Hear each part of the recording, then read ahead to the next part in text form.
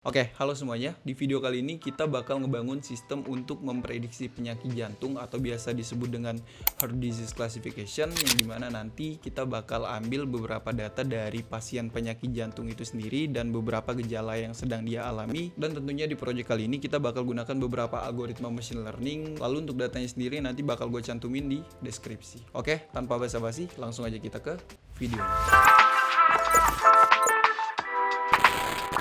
Ya, seperti biasa untuk flow sistem kita nanti seperti ini, ada 6 tahapan yang dimana ada import data, kita bakal memasukkan data penyakit jantung itu sendiri, kemudian kita bakal cleaning datanya, di bagian ketiga kita bakal visualisasiin datanya, lalu di preparation data kita bakal splitting data untuk data training dan juga data testing, kemudian untuk modeling sendiri dan juga evaluation kita bakal gunakan algoritma SVM, kemudian KNN dan juga algoritma yang satu lagi itu kita bakal gunakan algoritma decision tree. Oke. Jadi totalnya ada 3 algoritma. Kemudian di tahapan akhir kita bakal melakukan proses testing untuk sampel data baru. Kalau misalkan ada pasien yang mengidap beberapa gejala, apakah dari gejala tersebut dia akan diprediksi sebagai penyakit jantung atau justru gejala tersebut masih termasuk ke dalam gejala normal. Oke, sebelum masuk ke bagian import data, ada baiknya kita import beberapa library yang akan kita butuhkan. Di sini udah gue siapin. Yang pertama ada NumPy hingga library SVM. Tapi kalau misalkan teman-teman belum melakukan instalasi beberapa library ini, silahkan diketikkan pip. Misalkan kalian belum melakukan install library NumPy nih, install NumPy. Nah seperti ini, coba di running dulu. Oke, ini di gue library-nya udah exist ya, karena sebelumnya gue udah pernah install library ini. Kalau misalkan teman-teman yang belum, silahkan di-install terlebih dahulu. Oke, kalau misalkan sudah, kita coba jalankan aja untuk proses install beberapa package ini. Kita jalankan. Nah, sudah nih. Oke, kalau sudah kita bisa masuk ke proses import data, yang dimana nanti sampel datanya bakal gue cantumin ke link deskripsi sekali lagi. Nah, ini kita bisa import data terlebih dahulu gunakan perintah pd read CSV, kemudian masukkan sampel datanya. Di sini bakal gue percepat aja. Oke, ini untuk URL posisi gue naruh datanya. Kemudian jangan lupa di bagian akhir tambahkan indeks kolomnya sama dengan 0 dan juga kita tampilin datanya terlebih dahulu. Oke. Ini gambaran dari datanya, di mana ada beberapa gejala yang dimiliki oleh pasien penyakit jantung. Salah satunya ada tingkat kolesterolnya, kemudian ada all peak dan lain sebagainya. Nah, di sini di label pada project kali ini ada di bagian kolom diagnosis, yang dimana dia memiliki nilai antara nilai jantung atau penyakit jantung dan juga diagnosis diagnosis normal. Oke, kalau misalkan udah, coba kita lihat karakteristik dari data df.shape. Bisa gunakan perintah ini. Kita bakal ngelihat jumlah barisnya ada 303 dan 14 kolom pada data penyakit jantung. Oke, kalau misalkan udah, kita coba lihat beberapa value, perbandingan value di bagian diagnosis. Kalian bisa gunakan perintah df diagnosis, kemudian kita gunakan value counts. Kita running. Nah, di sini nanti tampil hasilnya. Di sini ternyata penyakit jantung ada 165 pasien dan diagnosis normal ada 138 pasien. Nah, ini berarti pasien penyakit jantung lebih dominan dibandingkan pasien normal. Oke, kalau misalkan udah, kita bisa masuk ke bagian kedua, yaitu cleaning data. Seperti biasa, nanti untuk kode programnya udah gua siapin. Kita bakal lihat, nah ini df is null.sum, kita bakal lihat apakah ada data kosong pada data penyakit jantung ini. Silahkan teman-teman ketikkan, dan kalau misalkan sudah, silahkan di running aja. Nah, di sini tampilkan outputnya. Ternyata dari data yang kita miliki, mulai dari atribut usia hingga atribut diagnosis, ternyata tidak ada data yang missing value atau data yang kosong. Nah, ini belum kelar nih. Di bagian cleaning data, coba kita make sure lagi apakah ada data yang duplicate. Teman-teman silahkan ketikkan perintah df.duplicate (sum). Nah, ini di running aja. Oke, nanti di hasil outputnya ada nilai 1, yang berarti bahwa di data kita ada satu data atau satu row baris data yang memiliki nilai duplikat. Nah, ini bisa kita hilangin nilai duplikatnya. Silahkan teman-teman ketikkan perintah df.drop duplicates. Ini kita bungkus ke dalam variabel df. Ini benar nggak nih? Coba kita running. Duplicate, ini error, harusnya di ujung pakai s saja. Kita running. Nah, ini sudah nih. Kalau misalkan kita lihat datanya lagi, apakah masih ada yang duplikat, kita copy, kita running aja. Nah, sekarang data yang kita miliki sudah tidak ada nilai yang duplikat. Oke, tahapan cleaning data udah clear. Sekarang kita bisa masuk ke tahapan yang ketiga, yaitu eksplorasi data analisis, yang dimana nanti kita bakal coba lihat apakah distribusi data yang kita miliki sudah benar-benar relevan. Ini untuk kode programnya udah gue buatin, silahkan teman-teman pause aja videonya dan silahkan diketikkan di komputernya masing-masing. Oke, kalau misalkan sudah, ini silahkan teman-teman running aja. Nah, nanti tampilnya seperti ini, yang dimana nanti ada sumbu X dan sumbu Y yang berisi sumbu X yaitu usia, kemudian untuk sumbu Y sendiri ada frekuensi. Nah, kalau misalkan kita lihat karakteristik dari datanya, ternyata di sini di row data penyakit jantung ini lebih dominan di usia 50 hingga 60-an. Di sini untuk usia 60 tahun ada 60 baris data, dan juga untuk usia yang mulai dari usia yang kecil ini, usia 30 tahun ke atas, dan juga usia lebih besar dari 70 tahun ke atas atau lansia, itu terbilang cukup sedikit dari segi raw data. Oke, tahapan frekuensi usia terhadap data penyakit jantung udah clear. Sekarang kita coba lihat visualisasi atau distribusi dari diagnosis. Nah, untuk kode program visualisasinya udah gue buatin, silahkan teman-teman ketikkan aja, di pause aja videonya.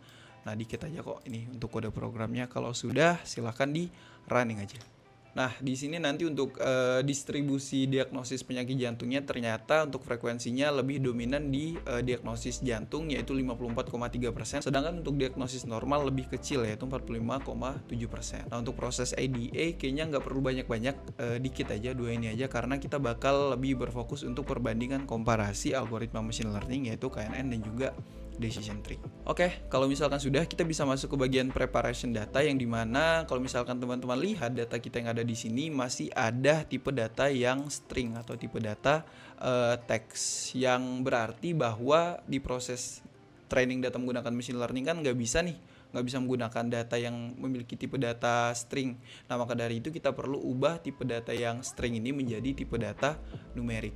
Nah, itu disebut dengan proses label encoder, dan untuk kode programnya udah gue buatin, silahkan teman-teman kopikan aja. Di sini bisa di pause aja videonya. Nah, di sini gue bakal jelasin sedikit kode program label encoder, yang dimana kita bakal buat 3 label encoder untuk kolom jenis kelamin, nyeri dada, dan juga kolom slope.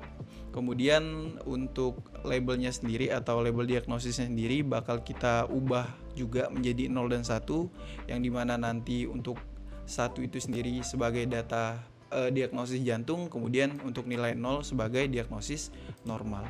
Nah, kalau misalkan sudah, silahkan teman-teman running aja. Ntar kita lakukan perbandingan dulu, ketikkan df di sini. Di sini untuk karakteristik datanya masih ada nilai string. Bagaimana jika kita jalankan kode program ini? Nah, ini udah jalan, kemudian kita tampilkan lagi datanya di sini, df. Oke, sekarang datanya sudah berubah keseluruhan tiap-tiap kolomnya menjadi tipe data numerik, yang berarti bahwa kita sudah siap untuk melakukan proses training data menggunakan algoritma machine learning. Oke, sebelum itu kita perlu split datanya terlebih dahulu. Ini bisa kita delete aja karena ini buat komparasi. Di sini untuk kode programnya udah gue buatin untuk mengambil variabel X dan Y. Di sini untuk variabel X kita bakal ambil semua kolom yang ada di sini terkecuali kolom diagnosis. Sedangkan untuk variabel Y sendiri kita hanya mengambil kolom diagnosis sebagai label dari suatu data. Nah, ini kalau misalkan sudah, silahkan teman-teman running aja. Nah, di sini untuk variabel X ada 302 baris data dan 13 kolom, sedangkan untuk variabel Y ada 302 baris data dan 1 kolom. Oke, kalau misalkan sudah, sebelum kita lakukan splitting data X trend dan juga Y trend, kita perlu lakukan standar scaler pada data yang kita miliki untuk variabel X dan Y. Nah, di sini ini kita bakal melakukan standar scaler untuk variabel X saja. Nah, di sini silahkan teman-teman ketikkan kode programnya, dan kalau misalkan sudah, silahkan di running aja. Oke, ini udah clear. Nah, berikutnya untuk tahapan terakhir dari proses preparation data, untuk kode programnya udah gue buatin. Yang ada di sini kita bakal buat variabel X trend, X test, Y trend, dan juga Y test, yang dimana kita bakal split data tersebut dengan t-size 0,3. Ini maksudnya 30% untuk data testing dan sisanya 70% untuk data training, dengan random state-nya yaitu 42. Nah, kalau misalkan sudah, silahkan ketikkan di komputer masing-masing dan silahkan di running aja. Oke, udah clear untuk tahapan preparation data. Kalau misalkan sudah, kita bisa masuk ke tahapan berikutnya yaitu modeling. Nah, di tahapan ini kita bakal menggunakan 3 algoritma machine learning yaitu SVM, KNN, dan juga decision tree. Sebelum itu kita bakal inisialisasikan terlebih dahulu model machine learningnya. Untuk kode programnya udah gue buatin, silahkan teman-teman pause lagi videonya dan ketikkan kode program yang ada di sini. Oke, kalau misalkan sudah, silahkan di running aja. Nah, udah jalan. Di sini kita buat inisialisasikan model machine learning decision tree, KNN, dan juga support vector machine. Kemudian kita tambahkan lagi kode di bawahnya. Nah, di sini kita bakal melakukan training data. Untuk kode programnya udah gue buatin gambarannya seperti ini. Sebenarnya simple aja sih untuk project kali ini, karena fokus kita pada project kali ini adalah melakukan perbandingan antara 3 algoritma machine learning yang ada di sini. Di sini gue bakal jelasin sedikit maksud dari kode program yang ada di sini, yang dimana nanti kita bakal menampilkan evaluasi terhadap nama model yang kita gunakan, kemudian ada akurasi, presisi, nilai recall, dan juga advanced score, yang dimana ketiga dari model machine learning itu sendiri kita bungkus ke dalam satu data frame. Nah, kalau misalkan sudah teman-teman ketikkan kode program yang ada di sini, silahkan di running lagi.